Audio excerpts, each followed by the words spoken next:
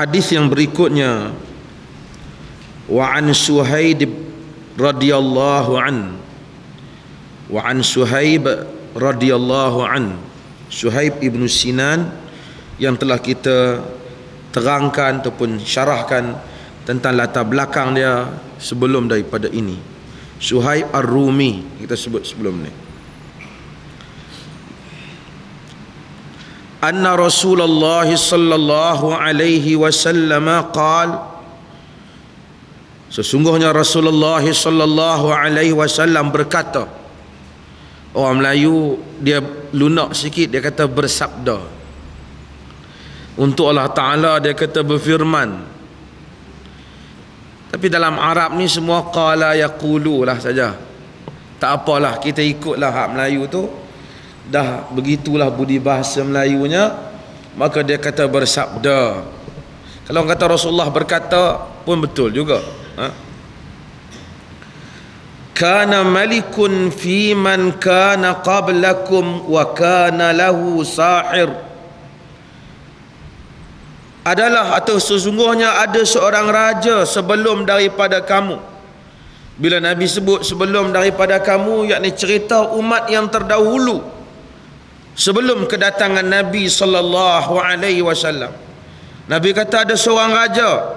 Baginda sallallahu alaihi wasallam tak menamakan pula negeri mana raja tu, sehingga menyebabkan ahli sejarah ni cari-carilah, kononnya negeri ini, kononnya negeri itu. Tetapi Nabi menyebut secara umum ada seorang raja. Sebab Al-Quran, demikian juga sunnah, semua cerita-cerita mereka ada tujuannya.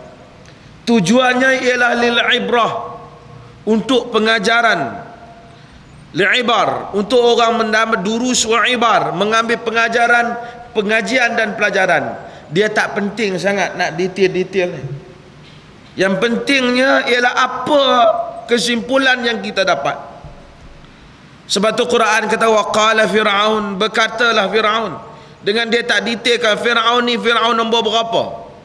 Pasal Fir'aun ni sebenarnya bukanlah nama orang. Fir'aun ni maksudnya Maharaja Mesir. Maharaja, Raja Mesir tu orang panggil Fir'aun. Dia tu Ramses II ke Ramses III ke kita tak tahu. Kerana Al-Quran tidak detailkannya. Kerana itu bukan tujuan Al-Quran. Sehingga Al-Quran tak mendetailkan nama kepala-kepala yang menentang Nabi pun. Abu Jahal nama dia tak ada dalam Quran.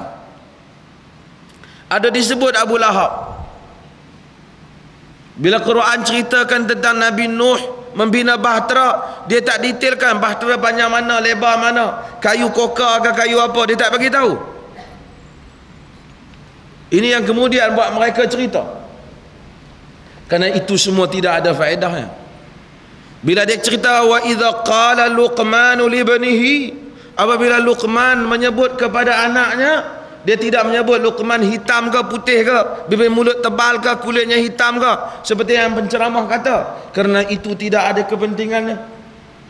Kerana kalau dia kulit hitam, apa faedah untuk kita yang kulit putih? Kalau dia kulit putih, apa faedah untuk kita yang kulit hitam? Kalau dia tinggi, apa faedah untuk kita yang rendah? Tinggi, rendah, hitam, putih tak memberi makna. Yang penting bagaimana seseorang itu berkelakuan dan berakhlak, bagaimana seseorang itu beriman ataupun kufur, bagaimana seseorang itu mengerjakan sikapnya, mengambil pendiriannya terhadap dakwah yang dibawa oleh para rasul alaihimussalatu wassalam. Jadi tak usah duk kalut sangatlah bila baca nak tahu Nabi ni hitam ke putih ke, tinggi ke, rambut ketel ke, rambut lurus ke, tak payah.